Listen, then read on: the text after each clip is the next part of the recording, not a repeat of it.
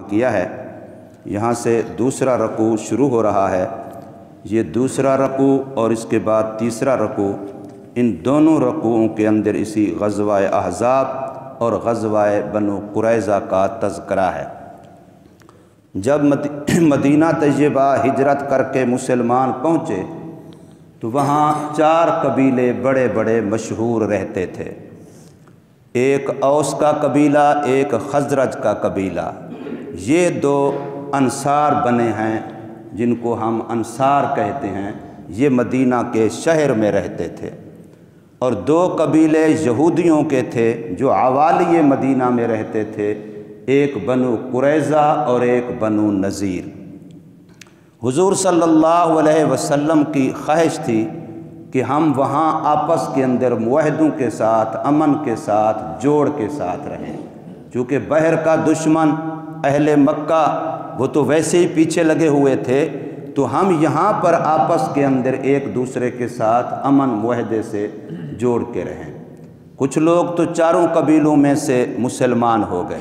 لیکن باقیوں کے ساتھ محمد کریم صلی اللہ علیہ وسلم نے امن کے معاہدے کر لیے، ان کو اپنا حلیف بنا لیا۔ تو یہ یہودیوں کے دونوں قبیلے بھی حضور صلی اللہ علیہ وسلم سے امن کا معاہدہ کر کے حضور صلی اللہ علیہ وسلم کے حلیف بن گئے۔ مشرکین مکہ کو جنگ بدر میں خوب ان کی پٹائی ہوئی، کمر ٹوٹی، لیکن غزوہ احد کے موقع پر ان کو پھر کچھ شاہ ملی، کیونکہ مسلمانوں کو غزوہ احد میں کافی سارا نقصان آیا۔ حضور صلی اللہ علیہ وسلم کا چہرہ مبارک زخمی ہوا، دانت مبارک شہید ہوا، تو وہاں پر مسلمانوں کو ظاہری طور پر ایک کافی ساری ہزیمت کا سامنا کرنا پڑا۔ اس سے پھر کافروں کی ذرا ہمت بندھ گئی۔ تو جو یہودیوں کے 2 قبیلے تھے، ان میں سے جو بنو قریظہ تھے، یہودی ویسے ازلی دشمن ہے اسلام کا اور گندی ذہنیت کا حامل ہے، یہ بات خود خالق کائنات فرماتا ہے۔ جو اللہ پیدا کرنے والا ہے وہ یہودیوں کا ذہن یہی بتلاتا ہے۔ قرآن مجید کو اگر پڑھیں تو علماء نے قرآن کی روشنی میں یہود کی 40 بیماریاں، یہ مستقل کتاب لکھی ہے قرآن مجید کی آیات کی روشنی میں۔ تو بنو نذیر قبیلے نے کسی موقع پر کسی بہانے سے حضور صلی اللہ علیہ وسلم کو اپنے پاس بلایا، اور سازش ان کی یہ تھی کہ ہم علیاذ باللہ سازش کر کے خفیہ طریقے سے محمد صلی اللہ علیہ وسلم کو مروا دیں گے۔ سازش یہ کی کہ بہت بڑا پتھر بڑی سارا اٹھا کر کے کوٹھے کمرے کے اوپر رکھوا دیا، چھت پر، اور حضور صلی اللہ علیہ وسلم کی جگہ بنا دی بیٹھنے کی بالکل دیوار کے ساتھ، اور آدمی مقرر تھے کہ اوپر سے یہ پتھر تم گراؤ گے، ان کے اوپر آئے گا تو بس مر جائیں گے۔ اس طریقے سے انہوں نے سازش تیار کی ہوئی تھی، لیکن جب بیٹھ گئے، بات چیت شروع ہو گئی، تو اللہ تعالیٰ کی طرف سے حضور صلی اللہ علیہ وسلم کو اطلاع دے دی گئی کہ ان کا ایسا معاملہ ہے۔ تو حضور صلی اللہ علیہ وسلم فوراً وہاں سے اٹھ گئے اور آپ نے اعلان کر دیا کہ تمہارا ہمارا امن کا معاہدہ ختم، تم نے غداری کی، بدعہدی کی، اس لیے اب تمہارے ساتھ ہمارا کوئی امن کا معاہدہ نہیں ہے۔ تمہیں 10 دن کی مہلت ہے، 10 دن کے اندر تم یہاں سے چلے جاؤ، جلا وطن ہو جاؤ۔ اگر ایسا نہ کیا تو پھر ہماری مرضی، ہم جو چاہیں گے تمہارے ساتھ کریں گے۔ پہلے تو وہ تیار ہو گئے کہ جی ٹھیک ہے ہم چلے جاتے ہیں، لیکن منافقین کا جو رئیس المنافقین کہا جاتا ہے، ابی بن سلول، مدینہ طیبہ میں رہتا تھا، تو منافق تھا، اس نے جا کے ان کو کہا کہ تم عجیب آدمی ہو، گھر وطن علاقہ چھوڑ کے جا رہے ہو صرف ان کی دھمکی دینے پر، ہم تمہارے ساتھ ہیں، ایسی کوئی بات نہیں ہے، وہ قبیلہ بنو قریظہ والے تمہارے ساتھ ہیں، میں جا کے مکے والوں سے بات کرتا ہوں وہ بھی تمہارے ساتھ ہیں، اتنے لوگ ہم تمہارے ساتھ ہیں، یہ مٹھی بھر لوگ ہیں، تم ان کی دھمکی پر وطن علاقہ گھر چھوڑتے ہو، تم ان کو کہہ دو ہمارا جو کرنا ہے کر لو، ہم نہیں جاتے۔ غرض ہے کہ وہ ان کی باتوں میں آ گئے اور انہوں نے حضور صلی اللہ علیہ وسلم کو پیغام بھیج دیا کہ ہم نے یہاں سے نہیں جانا، آپ جو کر سکتے ہو کر لو۔ تو حضور صلی اللہ علیہ وسلم نے پھر ان پر حملہ کیا، ان کا محاصرہ کیا، یہ قلعے میں بند ہو گئے۔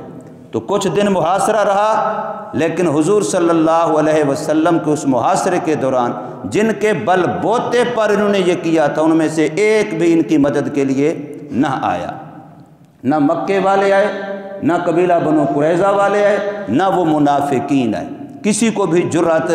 نہ ہوئی، غرض ہے کہ بالآخر انہیں ہتھیار ڈالے اور یہ معاہدہ طے ہوا کہ ہم یہاں سے چلے جائیں گے، لیکن چلے جانے کے لیے شرط یہ ہوئی کہ اپنے تمام اموال میں سے 3 آدمی ایک اونٹ پر جو مال لے جا سکے وہ لے جائیں گے، باقی مال، گھر اور جو باغات تھے، زمینیں تھیں، وہ سب تمہاری، ہم یہاں سے چھوڑ کے چلے جائیں گے۔ اب وہ یہاں سے تو چلے گئے، اس طریقے سے گئے، مسلمانوں کو باغات بھی بچ گئے، زمین بھی بچ گئی، ان کا گاؤں بستی بھی مسلمانوں کے قبضے میں آ گیا، لیکن ان کے اندر میں تو آگ تھی کہ ہمیں یہاں سے نکلنا پڑا۔ تو ان میں سے 3 بندے بڑے ہوئے، اور ان بڑوں میں سے بھی بڑے حیی بن اخطب کے نام سے ان کا سردار تھا،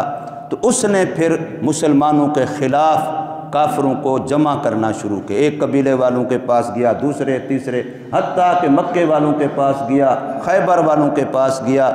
تو انہوں نے پھر پورے کفر کو اکٹھا کیا کہ بھی یہ مٹھی بھر مسلمان ہیں، ہمارے لیے مسئلہ بنایا ہوا ہے، تو سارے اکٹھے ہو کے ایسا حملہ کرو کہ ان کو صفحہ ہستی سے مٹا دیا جائے، نہ رہے بانس نہ بجے بانسری، لہٰذا ان کا نام و نشان ہی ختم کر دو۔ تو سارے کافر اس معاہدے میں آ گئے، لیکن جو قبیلہ بنو قریظہ والے، دوسرے قبیلے والے یہودی تھے، انہوں نے انکار کر دیا کہ ہم اپنے اس عہد و پیمان پر جو مسلمانوں کے ساتھ ہے ہم اس پر قائم رہیں گے، ہم تمہارے ساتھ نہیں ہیں۔ اب 15,000 کا لشکر کافروں نے تیار کیا مدینہ طیبہ پر چڑھائی کے لیے۔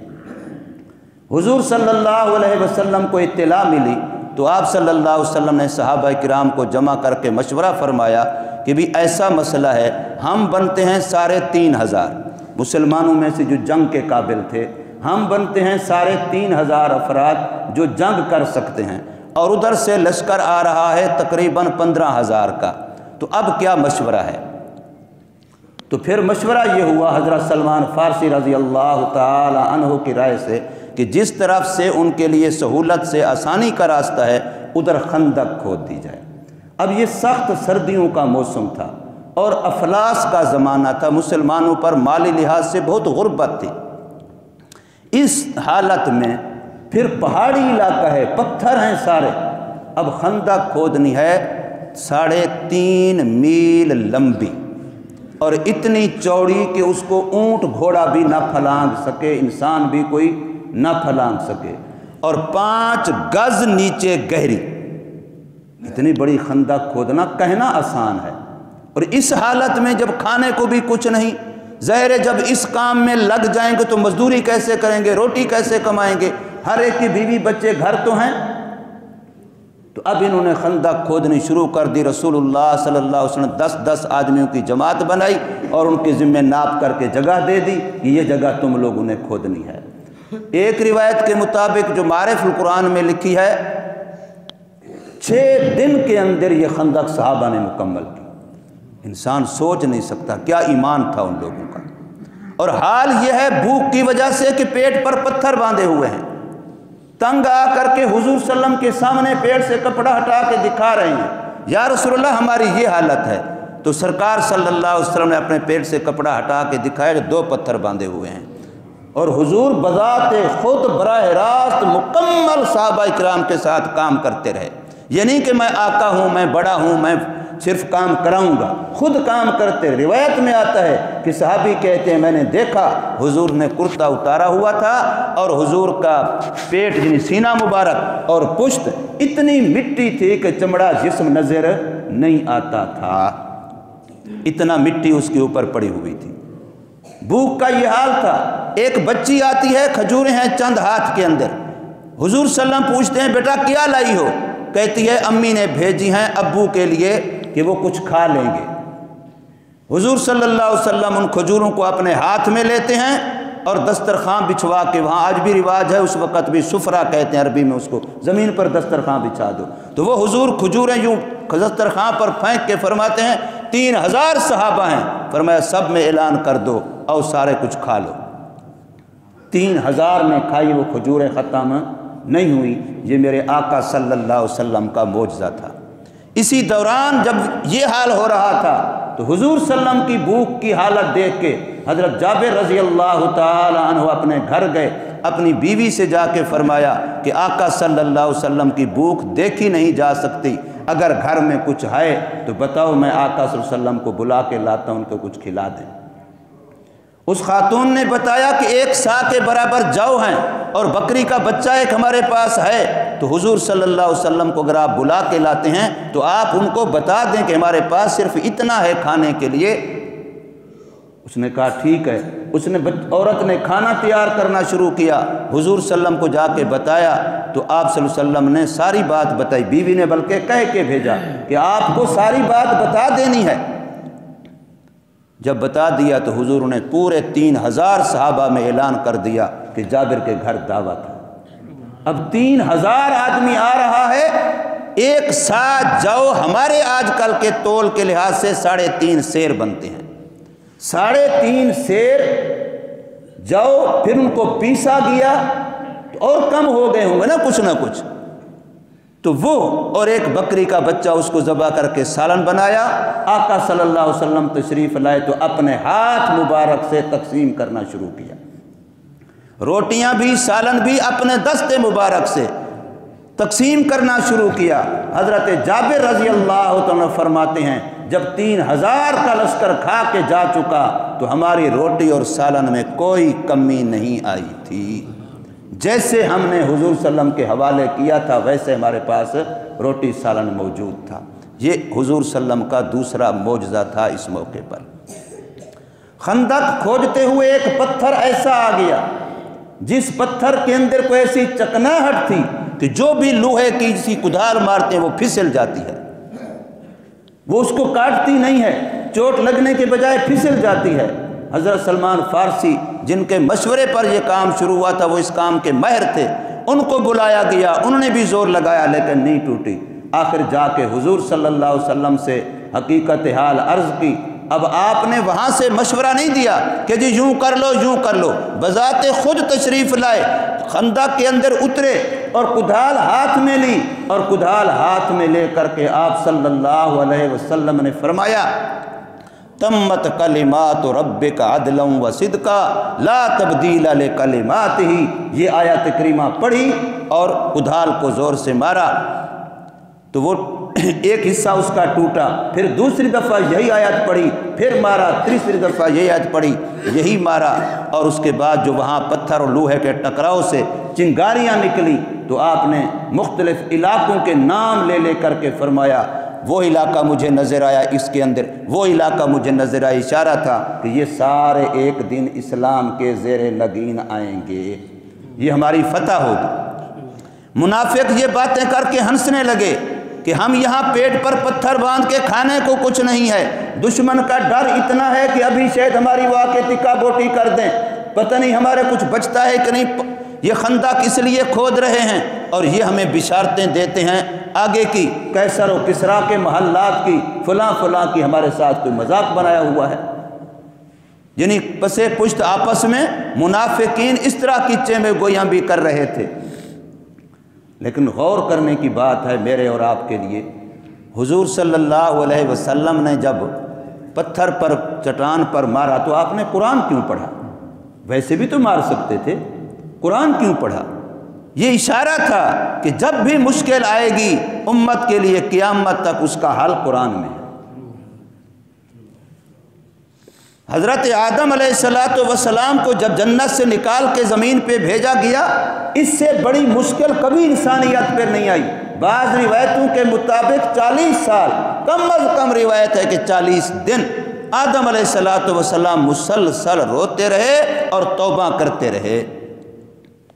40 دن کی تو کم از کم کی روایت ہے۔ ہمارے گھر میں 10 فوتگیاں ہو جائیں، 1 دن 2 دن کے رونے کے بعد ہمارا رونا ختم ہو جاتا ہے۔ 40 دن امام الانبیاء بھی ہیں، جد الانبیاء بھی ہیں، جد الانسانیت بھی ہیں، اللہ کے خلیفہ اول بھی ہیں، حضرت آدم علیہ السلام 40 دن تو کم از کم روایت ہے مسلسل رو رہے ہیں۔ لیکن ان کی بھی پریشانی اگر ختم ہوئی تو قرآن سے ہوئی، ربنا ظلمنا، آج بھی قرآن کے اندر وہ موجود ہے، اسی کا ورد ہوا، یہی آیتیں اللہ نے دی۔ فتلقى آدم من ربہ کلمات،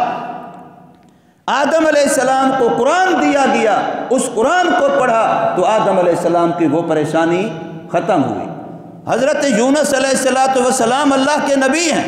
مچھلی کے پیٹ کے اندر ہیں، نہ موت آتی ہے نہ رہائی ملتی ہے، ایک دن نہیں کئی دن گزر گئے، 40 دن گزر گئے، نہ مچھلی بیر پھینکتی ہے نہ موت آتی ہے، مچھلی کے پیٹ کے اندر ایک لحظہ رہنا بندے کے لیے مشکل، 40 دن کا عرصہ گزر گیا، لیکن آخر ان کی پریشانی حل کس سے ہوئی؟ لا الہ الا انت سبحانک، وہ آج ہمارے پاس موجود ہے کہ نہیں ہے؟ جس سے پریشانی آدم علیہ السلام کی حل ہوئی وہ میرے گھر میں موجود ہے، آپ کے گھر میں موجود ہے۔ جس سے یونس علیہ السلام کی پریشانی ختم ہوئی وہ ہر امیر غریب مسلمان کے پاس موجود ہے، اور وہ کدھال جس نے پتھر کو توڑا آیت پڑھ کر کے، وہ آیت بھی ہمارے قرآن کے اندر آج بھی ہمارے پاس موجود ہے۔ تو پھر ہم ٹھوکریں کھا رہے ہیں، در بدر پھر رہے ہیں، ایسی دولت ہمارے پاس موجود ہے تو اس کی وجہ یہی ہے کہ ہم نے اس کی قدر نہیں کی۔ وما قدر اللہ حق قدر، تو اس لیے اس موقع پر یہ جو میں بیان کر رہا ہوں یہ پس منظر تھا اس جنگ کا، کہ آخر یہ جنگ غزوہ احزاب ہوا کیوں ہے؟ تو قبیلہ بنو نذیر جو یہودیوں کا قبیلہ تھا، ان کی اس سازش سے کہ پورے کفر کو جمع کیا، ان کی سازش سے اب یہ خندق تیار ہو گئی، تو اس کے بعد ان کافروں نے حملہ کیا۔ تو اللہ تبارک و تعالی نے اس بارے میں اس پہلی آیت میں جو اشارہ فرمایا اے ایمان والو یاد کرو اللہ کے اس احسان کو جو اللہ نے تم پر کیا، جب آیا تم پر لشکر کافروں کا، فارسلنا علیہم ریحا، پھر ہم نے ان پر آندھی بھیج دی، اور ایسا لشکر بھیجا فرشتوں کا، لم تروہا، جس کو تم بھی نہیں دیکھ رہے تھے۔ تمہاری مدد کے لیے فرشتوں کا وہ لشکر آیا جس کو تم بھی نہیں دیکھ رہے تھے۔ وَقَانَ اللَّهُ بِمَا تَعْمَلُونَ بَصِيرًا، اور اللہ تمہارے عمل کو جو تم خلوص کے ساتھ اسلام کے لیے پیٹ پر پتھر باندھ کے بھوک پیاس برداشت کر کے جو تم کر رہے تھے، اللہ سب دیکھ رہا ہے۔ اللہ تبارک و تعالی ہمیں عمل کرنے کی توفیق دے۔